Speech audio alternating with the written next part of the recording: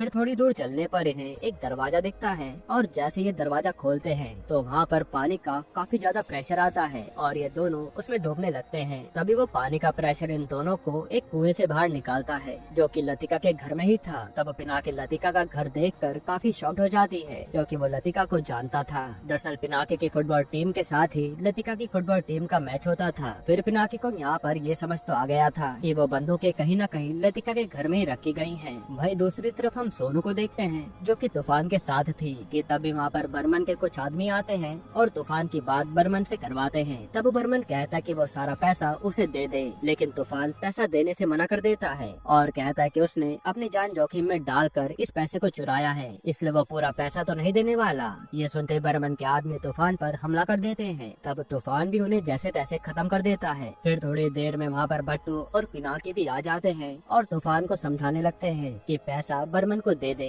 लेकिन तूफान नहीं सुनता। तब पिनाकी कहता है कि अगर तुमने ये पैसा बर्मन को दे दिया तो मैं तुम्हारे दोस्त की जान बचा लूंगा। ये सुनकर तूफान बंदूक नीचे रखने वाला होता है कि तभी बट्टू उस पर हमला कर देता है, लेकिन इतने में मुन्ना की मौत हो जाती है। तब गुस्से में तूफान सोनू और पैसे को लेकर वहाँ से भागने लगता है। वही हमें पता चलता है कि तूफान का जब सोनू पर ध्यान नहीं था तब सोनू ने तूफान के फोन से लतिका को अपनी लोकेशन भेज दी थी और लतिका उस लोकेशन को देखकर समझ गई थी कि ये पक्का सोनू ने भेजी होगी, इसलिए वो उस लोकेशन पर पहुंचने के लिए निकल जाती है। वही तूफान की बंदूक में सिर्फ एक ही गोली बची थी और उसे पता था कि वो सरवाइव नहीं कर पाएगा, इसलिए वो सोनू को वहाँ से भागने के लिए कहता है। फिर सोनू के भागते वहाँ पर पिनाकी और बट्टू आते हैं और वो दोनों तूफान पर अटैक कर देते हैं, लेकिन तभी पुलिस वाला धार भी वहाँ आकर तूफान को शूट कर देता है और तूफान की वहीं मौत हो जाती है। तब ये सब दूर से सोनू तूफान के फोन में रिकॉर्ड करके वहाँ से भाग जाती है। वही धार पिनाकी और बट्टू से वो सारे पैसे ले लेता है क्योंकि अगर पिनाकी और बट्टू उसे पैसे न देते तो वो उन दोनों को ही अरेस्ट कर लेता। इसके बाद धार उस गोदाम में जाता है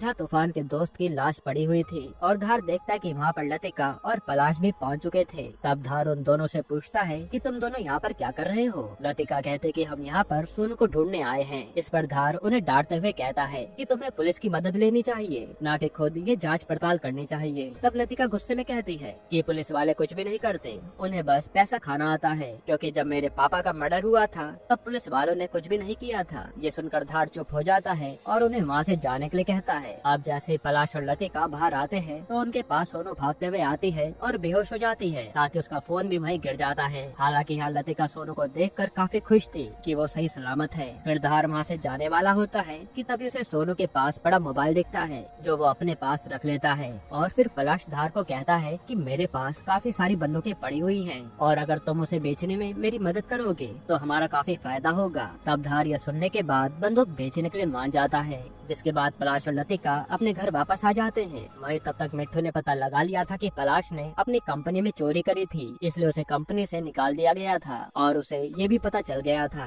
कि उन दो बैंकों में से पैसे लतिका और पलाश ने ही चुराए थे और अब वो उन दोनों को पकड़ना चाहते थे। फिर ये सारी बातें मिट्टू कॉल करके धार को बताती है। तब धार कहता है कि तुम्हें असली क्रिमिनल को पकड़ना चाहिए, फालतू इधर उधर हाथ पैर नहीं मारने चाहिए, क्योंकि धार को तो अब बंदूक का लालच था, इसलिए वो पलाश को बचाना चाहता था। तब यह सुनकर मिट्टू हैरान हो जाती है और सोचने लगती है कि धार उसे लतिका और पलाश पर जांच करने से रोक क्यों रहा है।